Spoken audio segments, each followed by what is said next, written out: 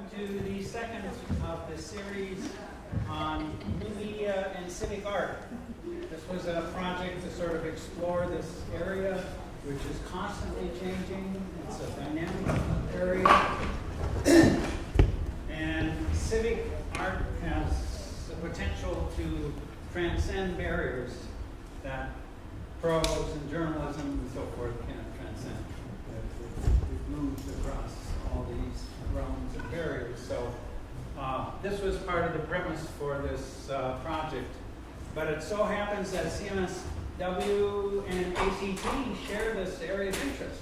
They do things a little differently, but they both have a passionate interest in civic art. ACT, when I first came to MIT years ago, I met Muriel Cooper at the Visible Language Workshop.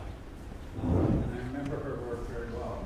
But she was very interested in a lot of the same things I was interested in as I came into the program in writing and humanistic studies. So we interacted many times in the early years, but since I've got to know Gediminas and some of the other people in ACT, and I've always felt that there was this rich resonance between our programs that comes from similar kinds of interests. So this is the second of a series. It's a 4-part series. Marissa has just arrived. That was co-organized by ACT and CMSW. And tonight we have Daniel Bacchieri, who is one of the organizers and producers of the Street Music Map platform, which you are going to hear about tonight. And we will have a couple of respondents. Tonight we'll have Laura Bellotti from ACT and Rekha Malhotra from CMSW, and they will be responding to the presentations. And I will turn it over to Vivek Bald now. Professor Bald is a faculty member in CMSW, and he'll give us an introduction to Daniel's presentation.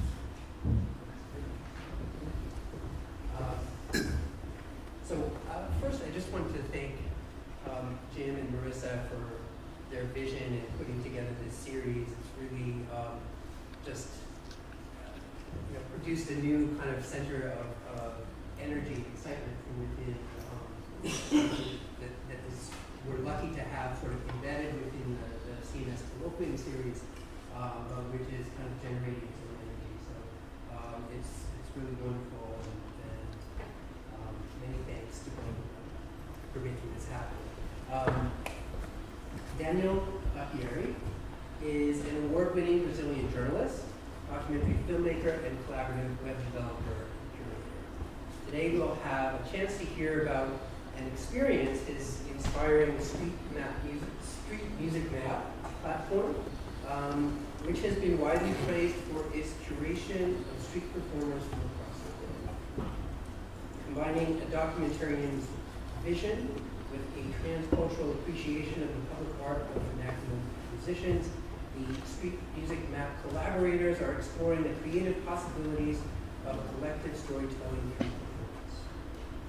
The Street Music Map Instagram channel now has more than 41,000 followers and 13 artists documented on video in 97 countries, all filmed by more than 700 collaborators. So it's truly an awesome project that beautifully harnesses the affordances of the web, of mapping technologies, of handheld digital cameras, and of crowdsourcing and co-creation. We're going to experience a lot tonight, so I don't want to take too much time, but we'd like to just pass things over to Daniel. And thank you. Thank you.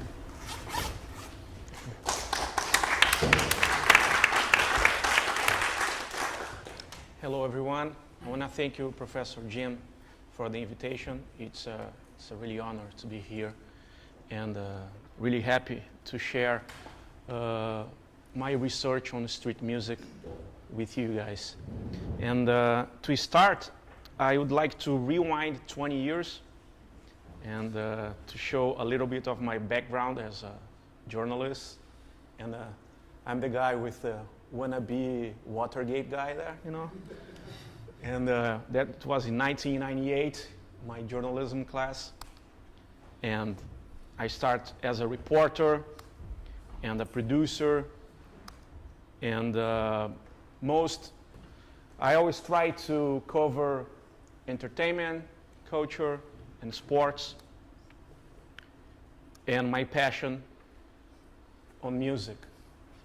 And 4 years ago, I started a project called Street Music Map. My inspiration was in a trip. I was in Kiev, Ukraine, and I saw a musician playing in the streets. I was decided to take a picture, but a few weeks ago, Instagram had the video option. So I try, well, since I'm watching a musician playing, why not making a video instead of a picture, you know?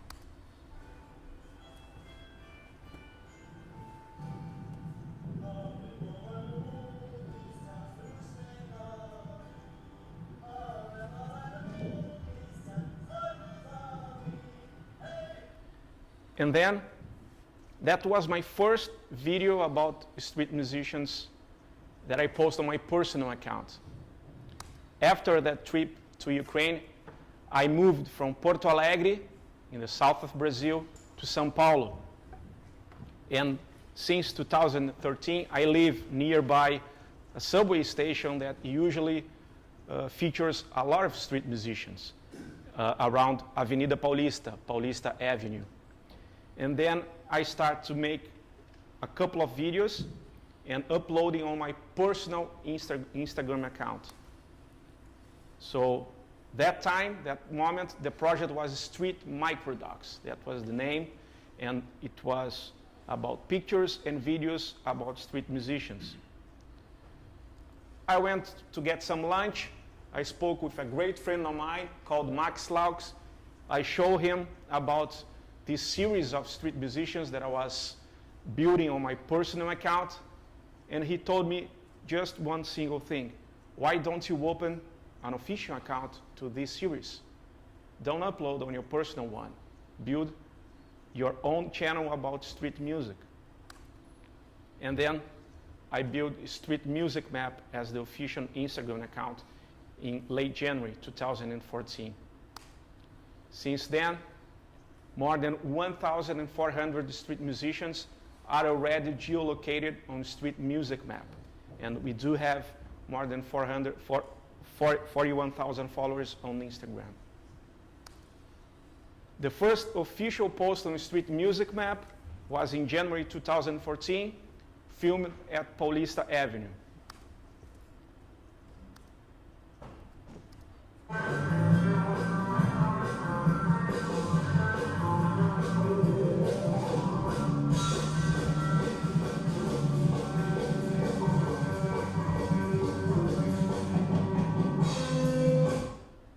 And since the beginning, I started sharing street musicians that I filmed by myself. But on day 2, a friend of a friend started talking to me like, oh, I was just traveling, I saw this musician, I have a video on my cell phone, can I send to you? And Street Music Map episode number 12 was from Paris.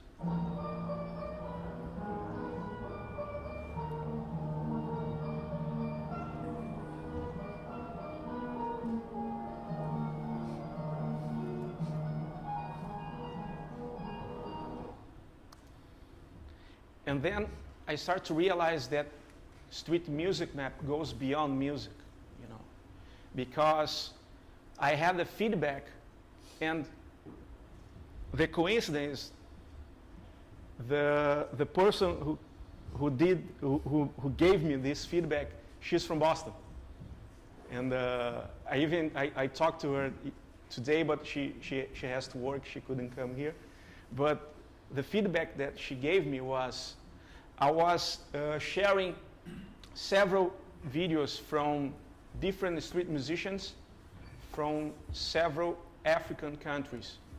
And she thanked me because she was able to teach her students who were deaf or mute about different cultures from the body language of the street musicians, you know. So it was not about the music, it was about the body language. And here's an example from the coast of Ivory Coast, and a 7-man band performing on the beach.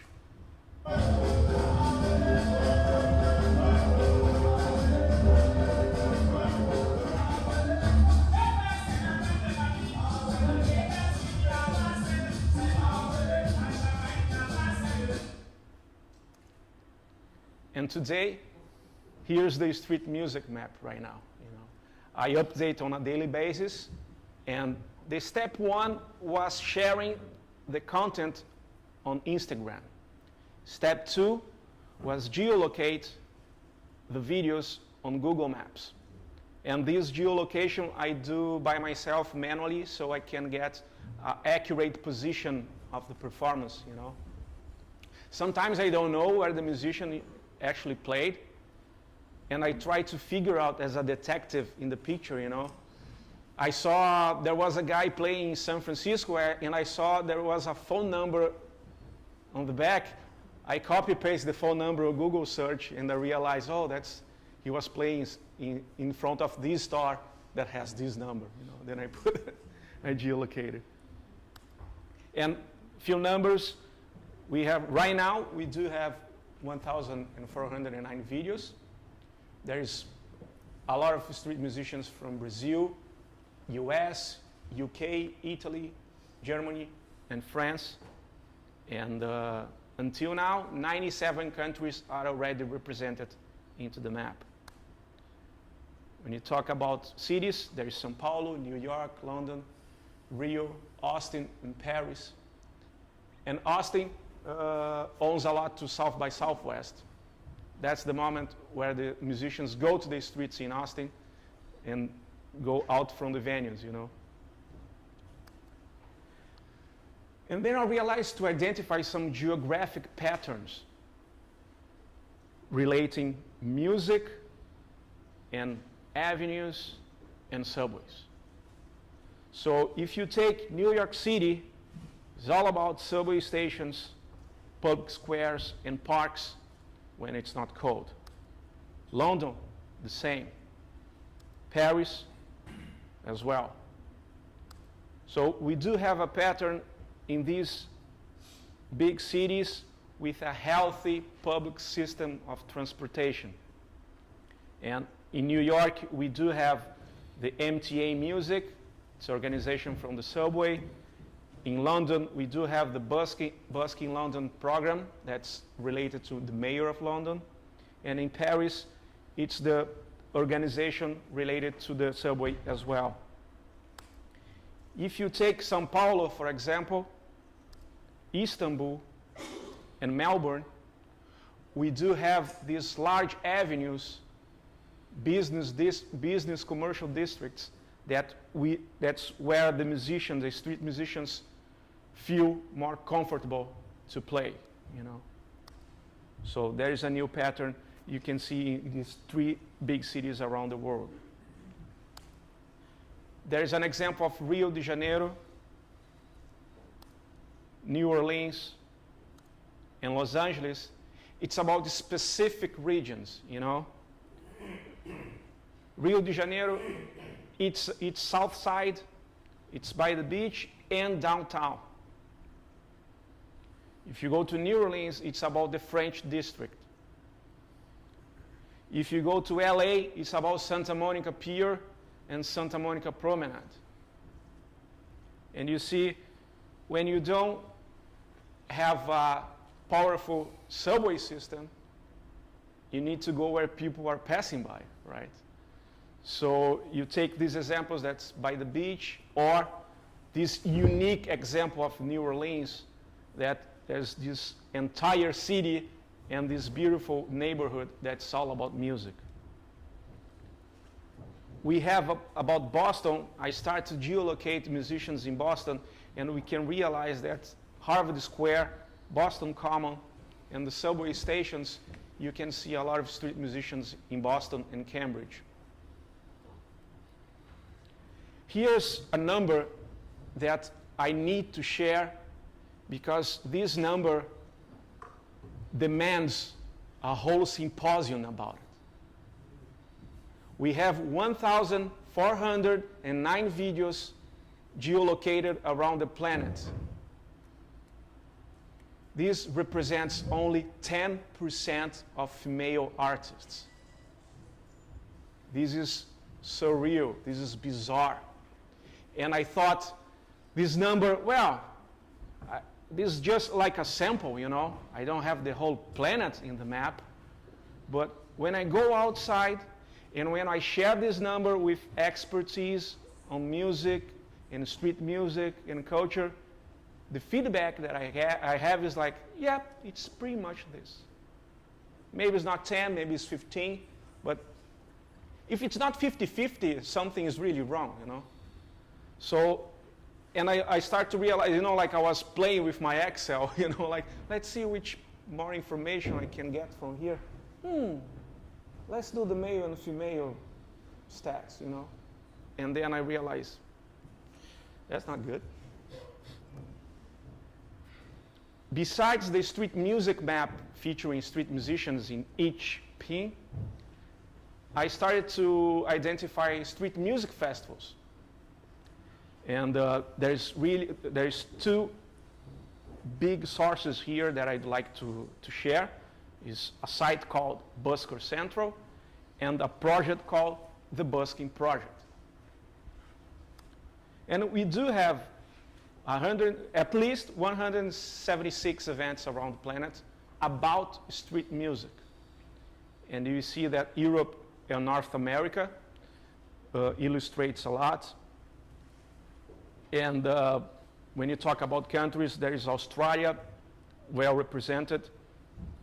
And of course, I really want to get deep into Asia and Africa. After the maps, after the Instagram, last year I was able to attend a program at CUNY in New York, an entrepreneur journalism program called the Tall Night. And I was able to study in New York for 6 months and to start to interview the street musicians in the streets. So I create a podcast called Street Music Map Radio. So there are short docs about street musicians where I do interview the musician in the street. I record them playing live in the streets, and if they do have some material from the studio, I edit into an episode. I'd like to share one of these episodes with Alice Ridley, singer from New York, and I edit a short cut here. I record her performing on Times Square, and then I book an interview with her nearby her house in Harlem. So I record her in a park. It was on a Sunday afternoon, and let's see if we can listen. Hello there. You're listening to Street Music Map Radio, and this is a global report on street music.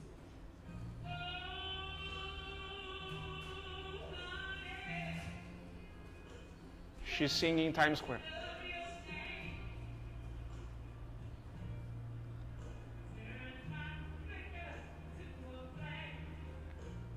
My name is Alice Ridley, and I do singing. I love to sing, so I love to share the gift that God left with me that makes me happy. I like to take my gift and make others happy also. For many years, since living here in New York, I started singing underground in the subway. And I really love that because what I do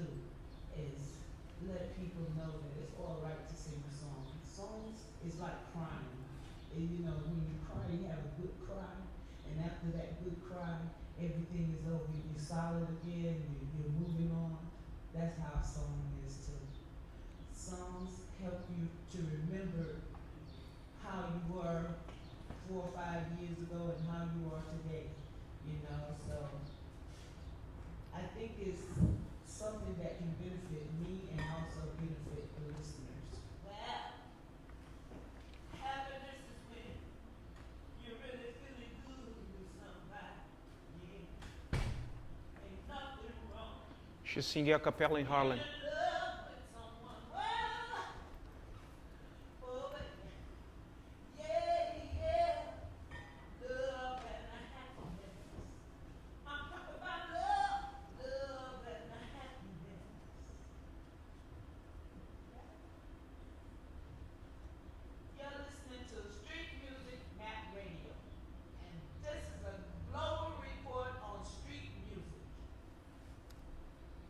And then from the podcast, I start to identify the street musicians with material on Spotify. So I start to create playlists, customized playlists featuring street musicians from different countries and different cities. And these were the first playlists about street music on Spotify itself. A few years ago, I was curating a street music festival in São Paulo. They invited me to select some street bands to play in a public square called Largo do Aroche in downtown São Paulo. And we decided to produce an album recorded live in the streets.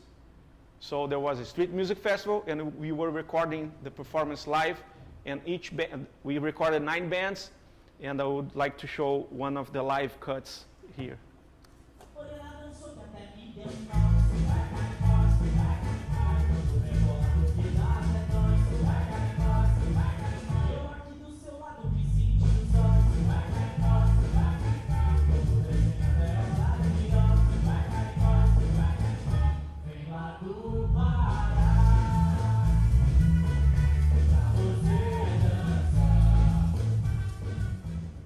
This band is called O Grande Grupo Viajante. Is a street band from Brazil. And this song was recorded live in a public square in São Paulo. And sometimes we forget that some of our biggest idols, they started in the street as well, you know. You get examples like B.B. King, Eric Clapton, Janis Joplin, Jay-Z. They started their career in the streets, you know. So Street Music Map is looking for the icons, you know, for the future. And in the last years, I start to identify some pretty awesome performance, you know. I remember that actually in 2014, I shared one of the videos of this musician from Melbourne called Tash Sultana. And here I'm sharing a video from YouTube from 2015. She was playing in Bourke Street, that street that I showed in the map a few slides ago. Here she's playing in 2015.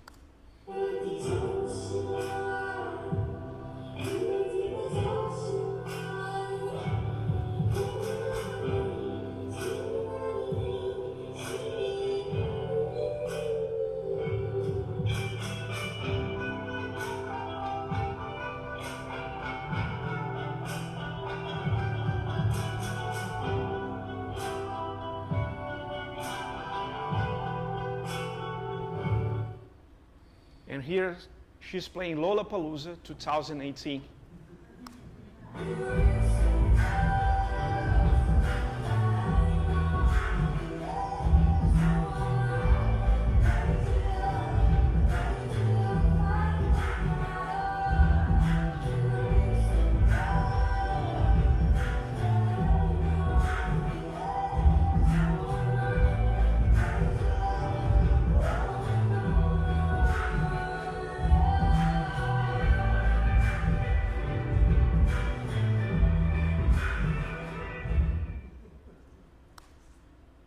And a few weeks ago, she was in Times Square in an ad brought to you by Spotify, like the new big deal, because she's brilliant. And then we have an example. This is a video I made in Union Square, January 2017. Too Many Zoos is the band. They played for years at Union Square, and this was last year.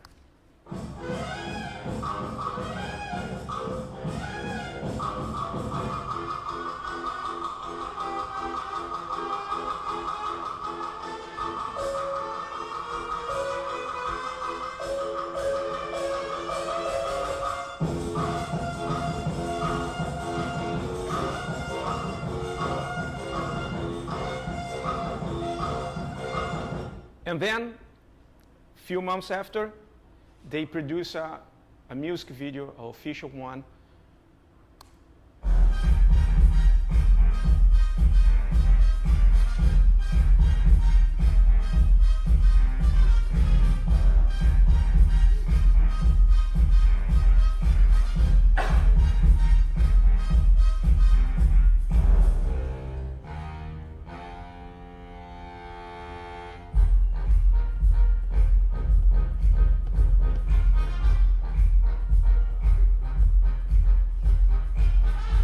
And the reaction was huge.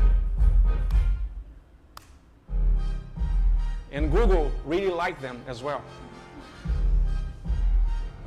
So they became Google soundtrack for the new Pixel. This was like January, then March, then May. They were playing Union Square, and they became a Google ad music. And this one of the greatest nuanced pianists and composers, Benjamin Clementine, was playing in 2011 in Paris, in the metro.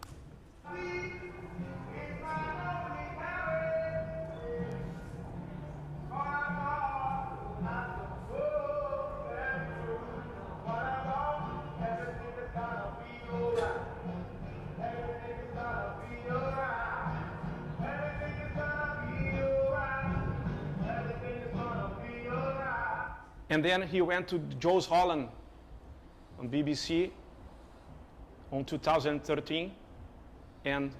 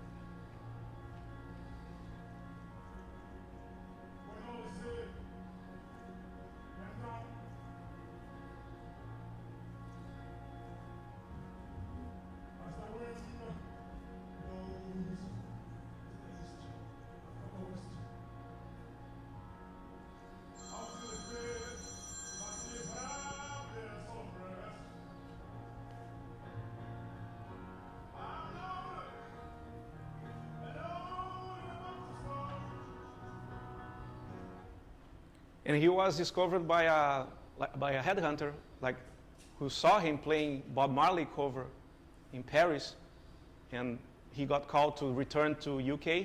He's from UK. He started recording, and the first big appearance was in Jools Holland. And on that year, 2013, he won a Mercury Prize for Best New Name.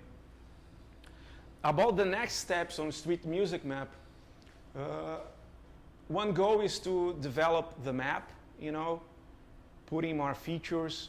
You can find more about the street musicians, you can share more about each one.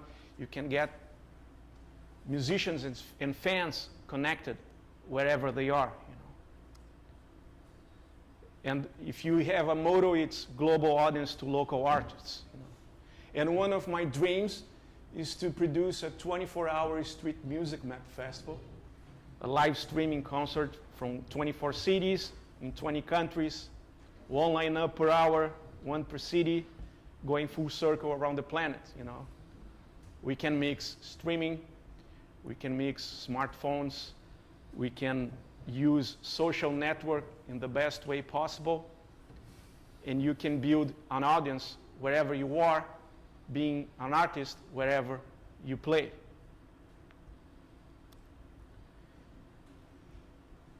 It's all about collab. More than 700 people already share and already hashtag Street Music Map on social networks, and that's why we do have a map featuring more than 1,400 street musicians. My closest friends, my closest partners into this project, Teodoro Marques is the guy responsible for the design. He's the one who built the logo. Martin Rabalha is the one who built the second version of the Street Music Map site. It's a work in progress right now. And to finish my talk here, I would like to play a short doc about busking. And it was recorded in Brazil a few years ago in a festival called Festival Path. I was able to curate the street music stage, and I interview a couple of street musicians. They speak in Portuguese, but we do have the subtitle in English here. Toda arte tem pouco de resistência.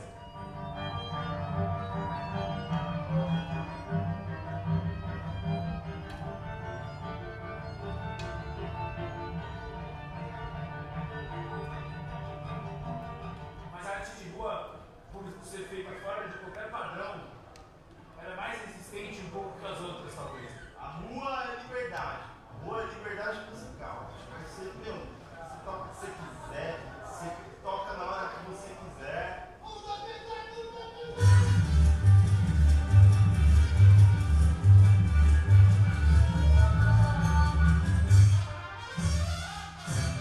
Da mesma maneira que um estresse pode acabar com o seu dia, às vezes uma música pode, naquele momento que a sincronia do universo permite que aquela pessoa passe e ouve o som, então ela passa de uma frequência, aí ouve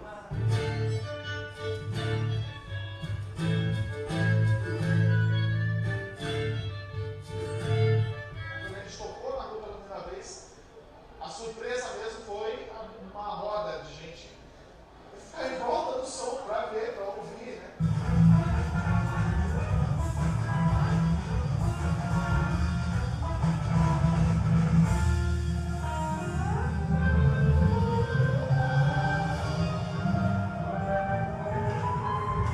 No lugar de trabalho, né? A gente toca, às vezes com mais frequência, menos frequência, mas a gente sempre leva essa identidade, essa estética para os lugares que a gente toca.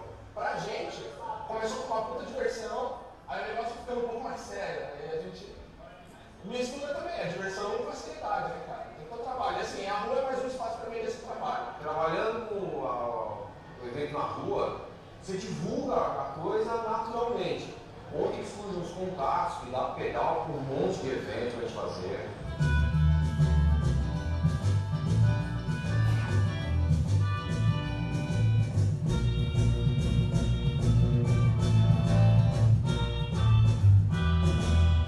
livre, é de graça, para quem quiser vir. Então eu acho que isso é o mais importante. Você levar a cultura gratuitamente para as ruas.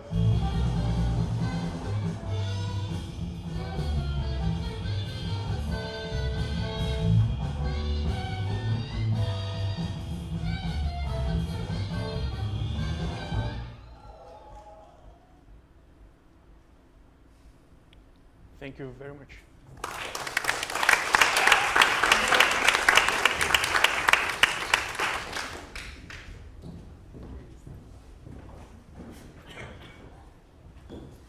So thank you, Barossa John. I teach here at ACT, and I was a grad student a decade ago. And I just want to say thank you so much. What I liked about your presentation is that it's so generative and generous, and you're such a good champion of people. And you're mixing your background in producing and documentary media to give a greater context to this kind of work. So thank you. Thank you very much. And so the two people who we've asked to be respondents to cultural producers here in CMSW and in ACT, and also platform builders. So they're both producing work as much as they're building the field for their peers and like women. So Lara Beladi is an Egyptian Lebanese artist, archivist, and educator, internationally recognized for her work, which really traverses media. And what I like about it is that she's always mixing specific events and bringing new ways to look at historical moments and mixing it very lyrically with myths, old and new. She's on the board of the directors of the Townhouse Gallery of Contemporary Art in Egypt and the Arab Image Foundation in Lebanon. She founded an artist residency in Egypt's White Desert, and during the 2011 Egyptian uprising, she co-founded 2 media initiatives, Tahrir Cinema and Radio Tahrir. She's been a fellow here at Open Doc Lab as well as MIT Center for Art, Science, and Technology, which is called CAST, and she teaches now at ACT. Reka Malhotra, aka DJ Reka, is a DJ producer, curator, and educator who pioneered Bhangra music in North America via her monthly nightclub, Basement Bhangra. Reka was the sound designer for the Tony Award-winning Broadway show Bridge and Tunnel. She received a Drama Desk Award nomination for her work on the play Rafta Rafta, and was the associate producer for the NPR radio doc, A Feat in Two Worlds. She's done remixes for a number of artists, including Meredith Monk to Priyanka Chopra, and has performed at Obama's White House and internationally. She's a master's candidate here in CMSW and produces the weekly podcast Bhangra and Beyond. So first we'll have Lara, then we'll have Reka, and then we'll open up for Q&A from the rest. Thank you.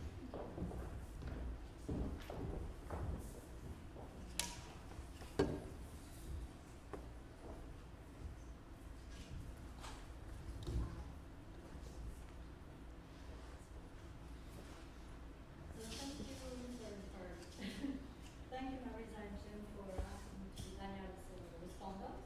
I told Marisa I was a bit nervous because I've never really done this before, but I'm very happy that it's actually somebody I enjoyed meeting, and it's also a project that I feel I can relate to. It was really a joy to discover your vibrant project, Street Music Lab, Daniel, and to discover you, the person behind it, who seems to be 20 people right now, especially after seeing your presentation. Who seems to navigate so naturally and flawlessly from being a radio, TV presentator, film director, media producer, and now to also prepare this humongous virtual world music festival online. You never seem to be out of ideas, and your stamina for manifesting that is very inspiring. I will try to be brief. I just want to share a few notes that I compiled when I spoke to Daniel on Skype and after this presentation today in anticipation of the Q&As. What I can see from the platform, the Street Music Map platform, is that it's at once an international entertainment platform, that it records street music from across the world, that is situated at the crossroads of new technologies, documentary, the internet, digital archives. A lot of the things Daniel didn't mention is that his platform also supports, and he's very good at dispatching the information that he posts on Facebook versus what he posts on the platform versus what he posts on Twitter. So he's got his system there, where he also supports artists in advising them legally, in finding out about new rules, new regulations and guidelines related to game music in public spaces. He acts, and the platform acts as an agent, but also as a curator,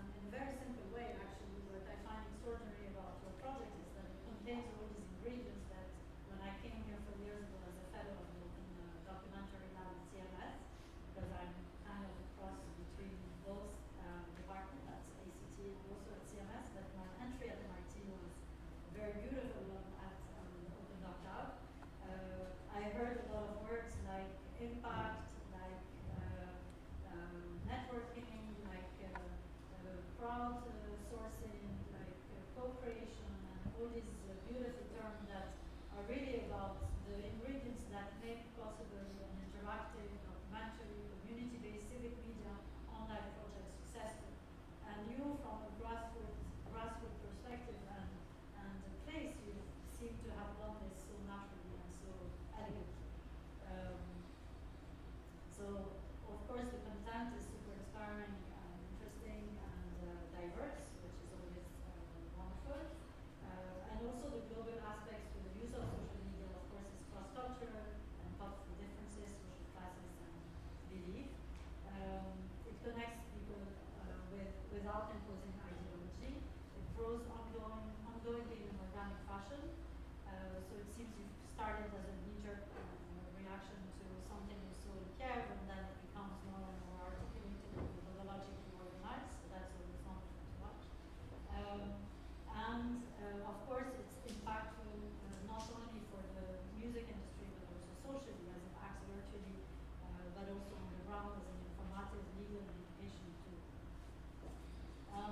A priori, not political in the direct meaning of the word. Daniel, street music, I think, street music market is, I think, hyper-political and embraces all the things I just mentioned.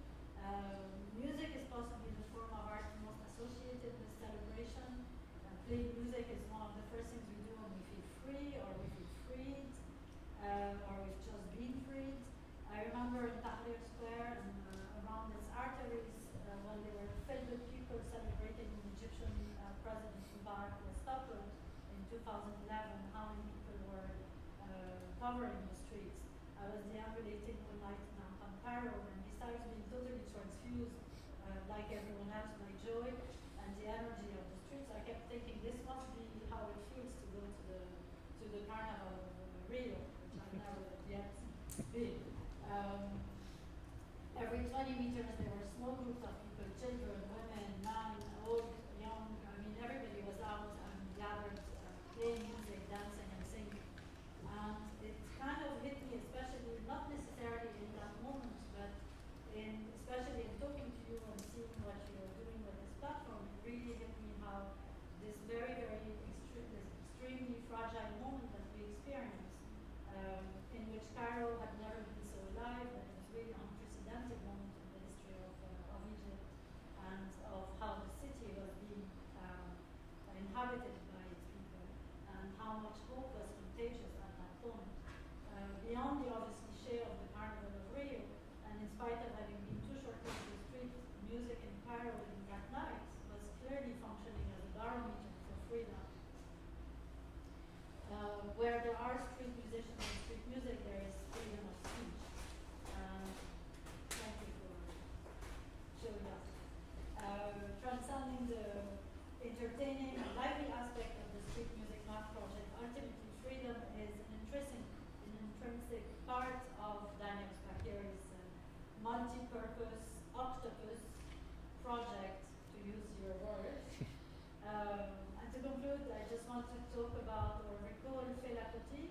I hope you will know Fela Kuti, one of my all-time favorite African-Nigerian activist and musician, who in many ways I feel Daniel's street music map can be compared to, or his work can be compared to, maybe what he did in the 70s with the shrine in Lagos.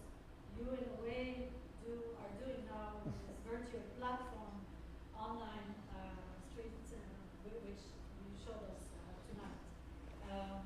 In very different approaches and from a very different place, I feel like they're both the shrine and the street music map project are both spaces for art, free culture, or at least for those who have access to internet, and that's not enough.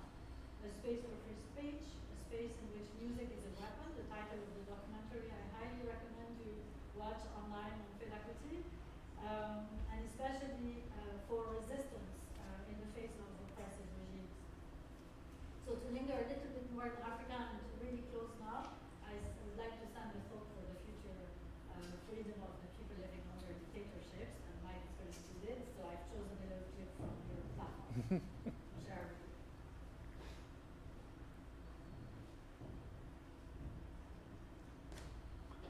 We want sound!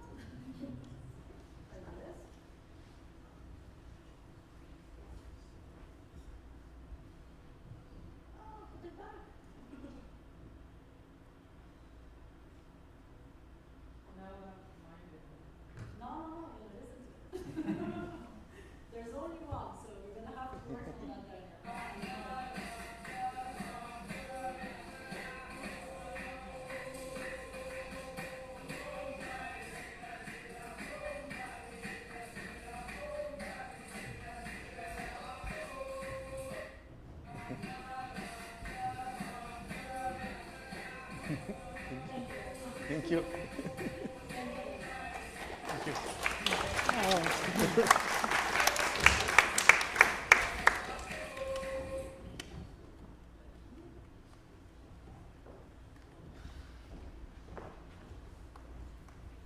don't know what's left to say. Thank you for inviting me, and this is a fabulous project. And my response in exploring this was, as an artist myself, and having a very contentious relationship with social media, it being, from the artist's perspective, a tool that is often it's put upon us to use this as a tool to constantly promote ourselves. It was great to see a platform that the burden of the story was not on the artist, even though it was just another show. And it also drew attention to me the challenges as we see in certain urban centers of venues and spaces, and it documents the reality or public space where art can happen in a time when, especially where I'm from in New York City, there's a consolidation of venues and less opportunities for musicians to perform. I'm glad you brought up the gender issue, because that was definitely something that was noticeable to me, and it's also noticeable, or not noticeable, but it brings to attention, the role of gender in this project for me in terms of how women have to move their bodies through the world in public spaces, and the level of safety and whatever, and what kind of interactions they can have, and connecting that with the idea of it was great that you had the artist Sultana from Australia there, but how does that figure in, it's acknowledged, how does that figure into the larger work? And what would happen with that going forward? And is this something that we can think about in a larger way? The other thing that it brought up is the possibilities. I feel like this was sort of an intervention. Using existing corporate structures, such as Instagram and Facebook and global mapping, you created a community of sorts. Where does this community live outside of these structures? Can this community exist outside? And even though we feel like Instagram might be forever, what happens to this archive is a question. How can we preserve these spontaneous moments of Beethoven? Walking over here, we're thinking about the idea of running into street music as spontaneity, and it preserves a sense of spontaneity. And how can we think of this outside of these structures? Other thing, there was so much that you said, and there's so much also that Laura said. I was also curious in the sense of where, like in New York City, there is a official program, and you said in London and as well as Paris, that there are some state endorsed programs for music, but there are also others that are not. And the criminalization of street music, and how does that affect, this project, or how can we be reminded that public space is not always public, and that there is a resistance involved in performing, and there's a resistance involved in performing as well. I'm just curious as to see the project grow and the offline outcomes and the exchanges not only between the musicians and a trajectory of more success or commercialization, as has been the case, but also the connection between the musicians themselves. So that's what's all I have to say. Thank you so much. Thank you very much.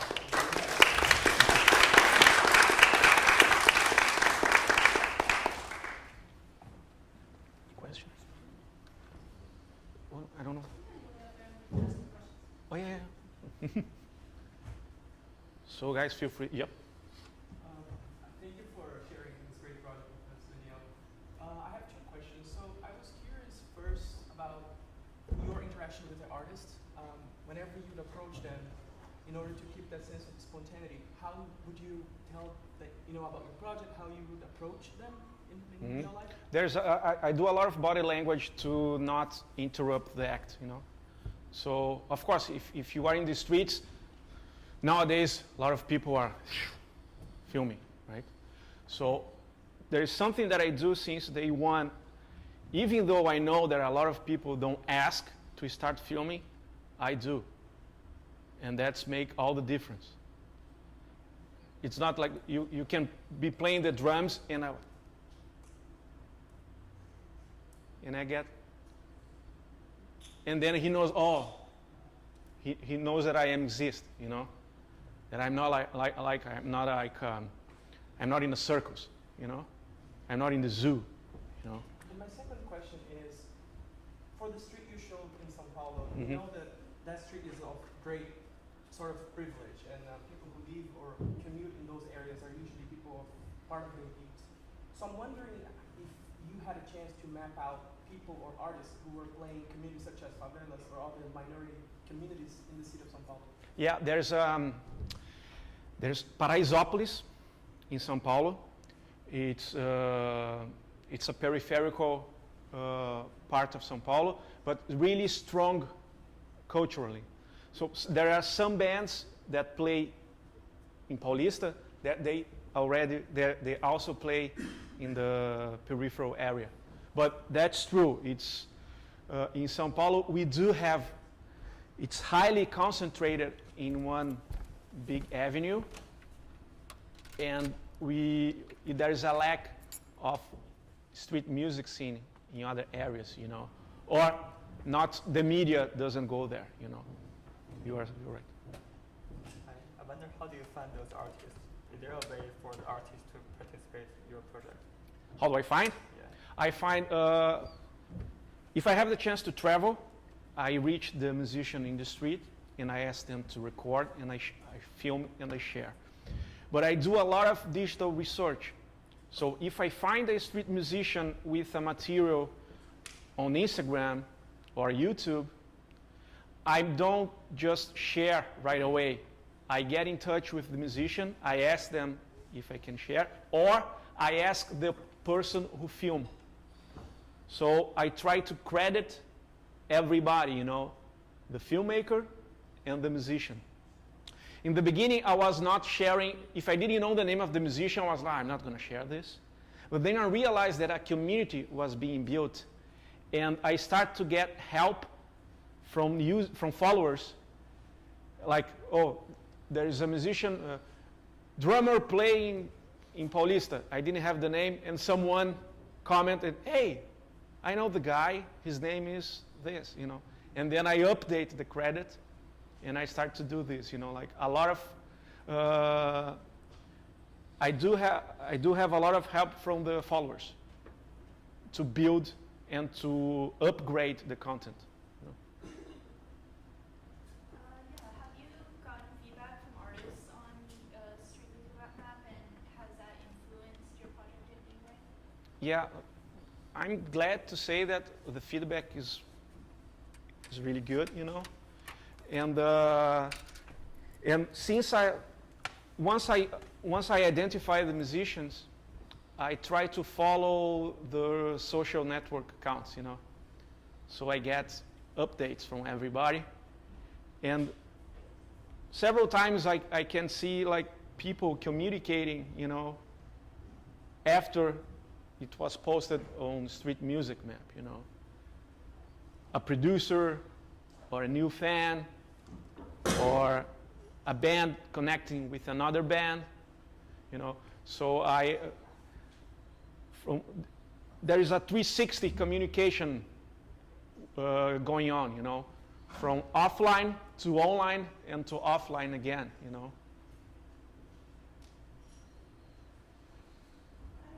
I'm curious, it seems that most of the filming that you've got is of people who are busking. Yes. Is that a focus, or are there really not many people that's playing on the street who aren't busking? Maybe I have a different sense of busking. For me, busking is street music. So like, if the only rule that I made for myself in this project is like, has to be in the street playing some music, you know.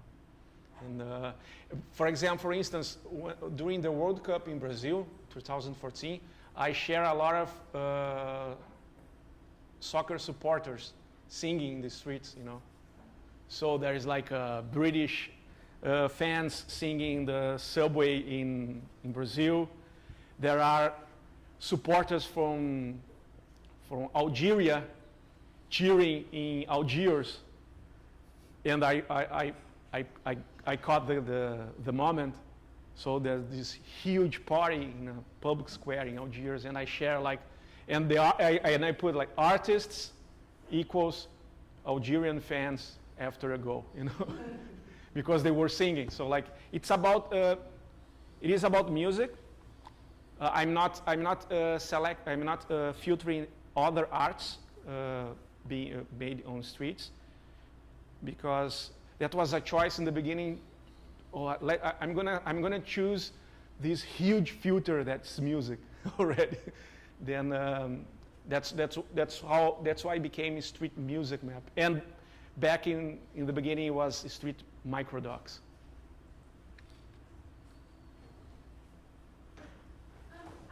I'm wondering if there's legal advocacy groups that support or defend or argue on behalf of street musicians? There is one project that I quote in one of the slides called the Busking Project. It's created by Nick Broad.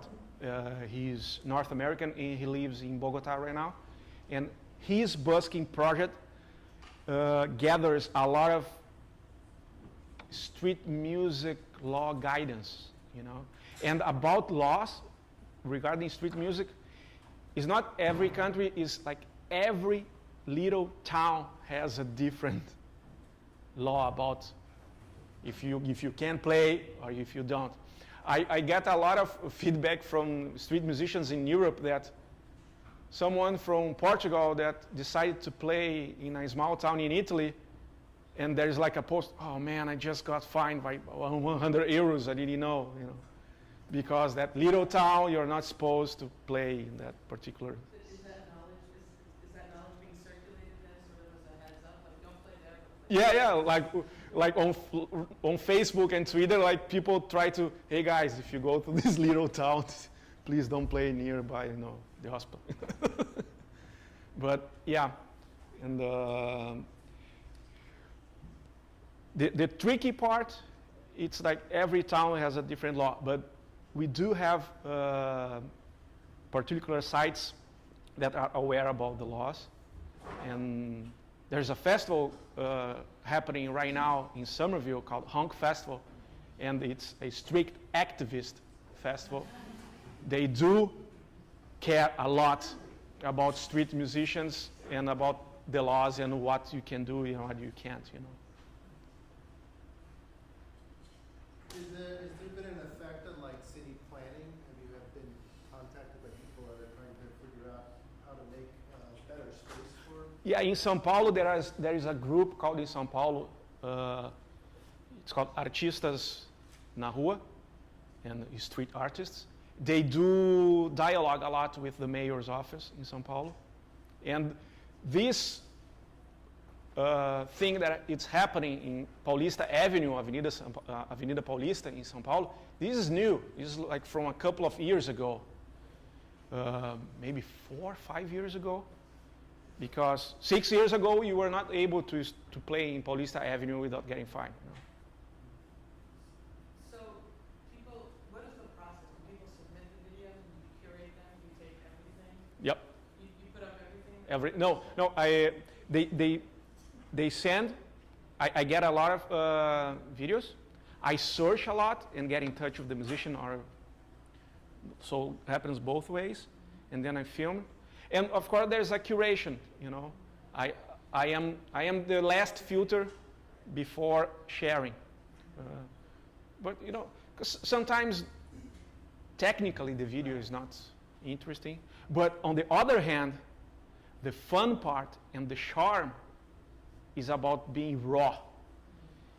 I don't like to overproduce it, you know. If overproducer, you don't feel the street, you know. Because I think me as a follower, you know, I like to travel around the world by watch it sample, you know. And if you have like that, how do you say, voyeurism? Yeah, like you feel like something that stolen image, like something happening that you feel like there, you know. But it's not stolen. Okay.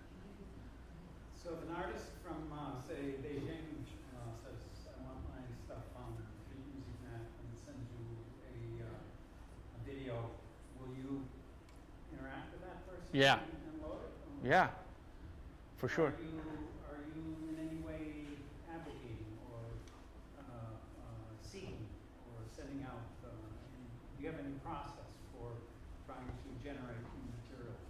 Yes, I try to power the social networks, you know, and I try to announce and try to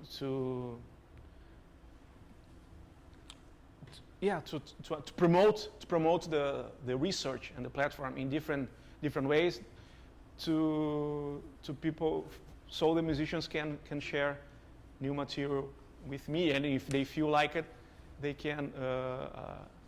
Then I share. I always ask if they are cool to share, you know.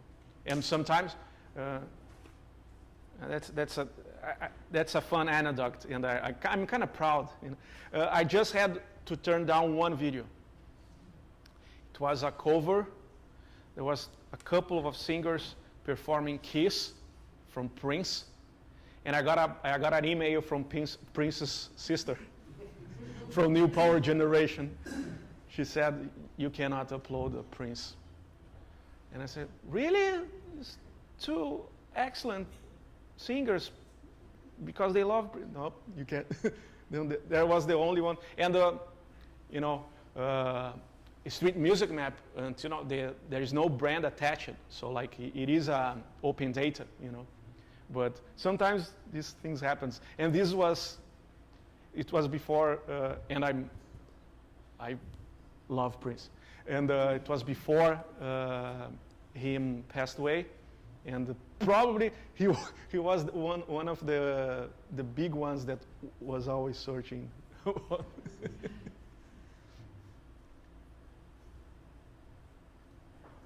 question is actually a whole discussion I'd like to have with you. I don't think there's time for me to figure out if I can make it simple.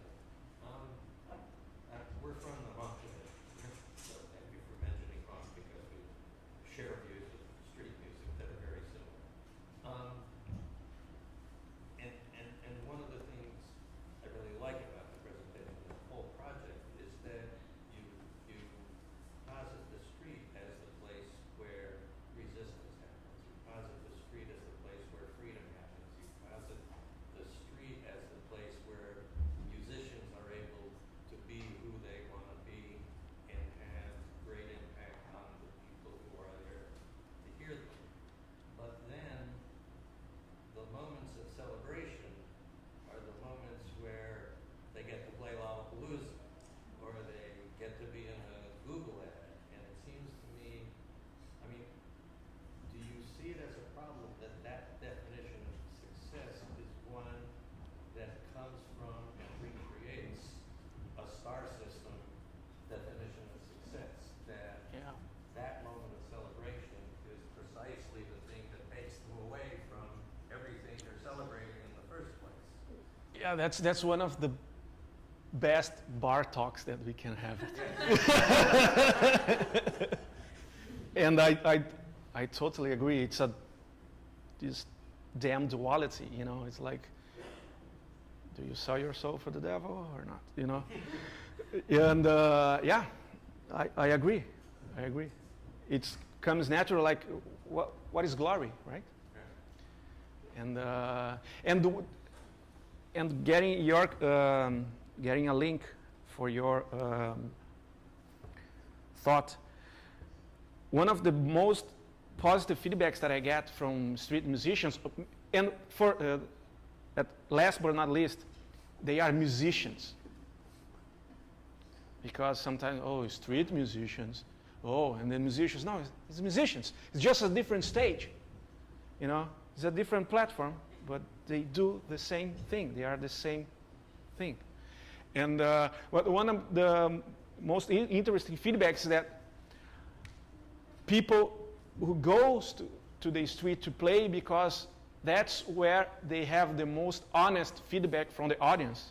Because if you stop by to listen to someone and you have another appointment, there's a connection. A connection is built. And I heard from a lot of musicians that, oh, tomorrow I'm going to try a new material. Where? In the street. Because if someone pay attention, maybe I got a good riff, you know. If no one stops by, maybe I need to work out a little more, you know. So that's the fun of it, you know. And, sorry? I was going to say, how about we get real street musicians in the room? I think it's a good idea. Do you guys would like to listen to some street musicians right now? Right now?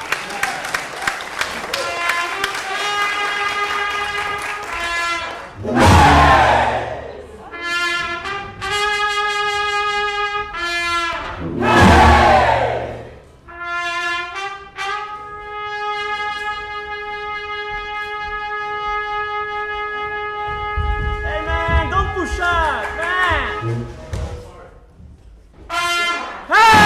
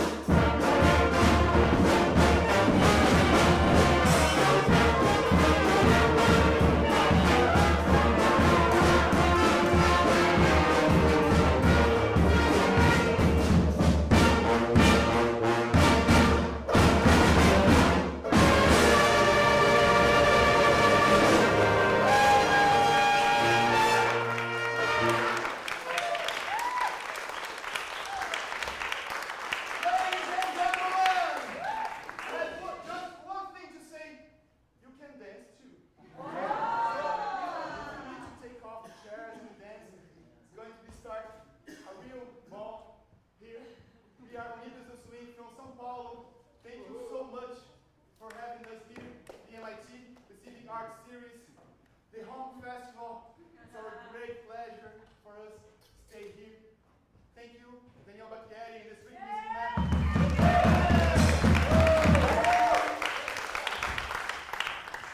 Just wanted to say that when I see street music map in MIT, I want to connect streets with the technology. I feel the streets have their own technology, and we have to enhance that and to find ways to build more networks, to build more ways to occupy, signify the streets. For the former, later 4 years in Brazil, we're living something that we could call the taking of the stage. The natural stage of the left has been taken by the right. And it's not for nothing that we're here in the Institute of Technology discussing how do we relate with the streets, how do we belong, how do we signify things. And it's about that. I think we should take this matter very seriously. Our streets are being thrown away like it's just a place to flow. No, we have to interrupt things, interrupt. And music has this power to make this moment.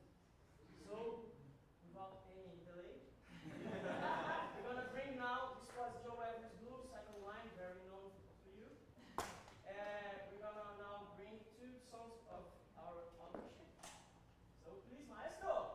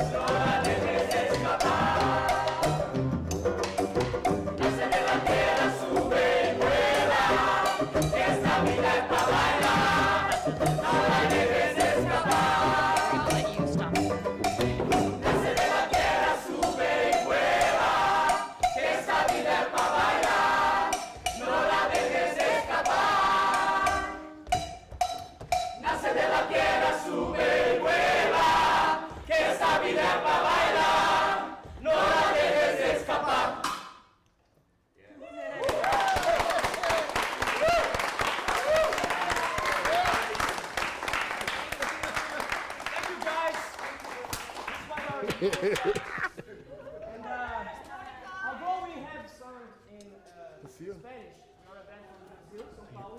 Pediram para encerrar agora. Brazil. And we were born out of the need of going to the streets and doing the carnival.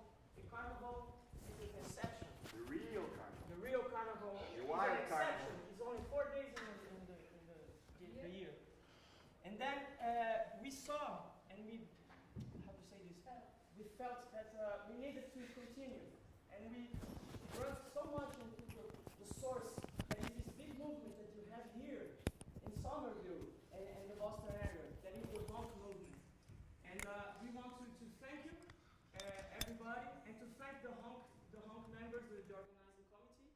to invite